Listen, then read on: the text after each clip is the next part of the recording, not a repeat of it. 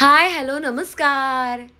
काल गाईस 11:30चा call time होता आणि जेव्हा असा कॉल टाईम असतो तेव्हा काय मजा असते माहितीये का.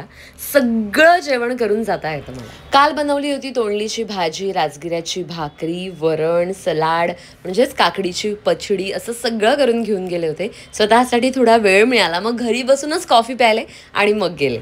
निवांत रेडी झाले कारण ब्रेक नंतर सीन होणार होता. त्यामुळे इकडच्या तिकडच्या गप्पा मारत मज्जा करत रेडी झालो. आणि हिचं काय चाललंय बघा, माझ्या केसांशी सगळा खेळ असतो हिचा.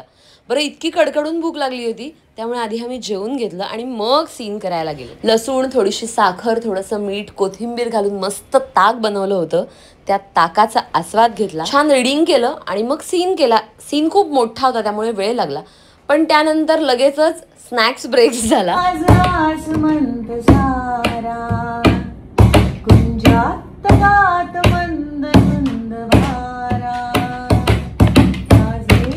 असा गाणी गाऊन टाइमपास केला. सुकन्याताईने सूप बनवलं होतं, सूप प्यायलो, ग्रीन टी प्यायलो आणि खूप वेळ पुन्हा सीनची वाट बघत होतो आम्ही.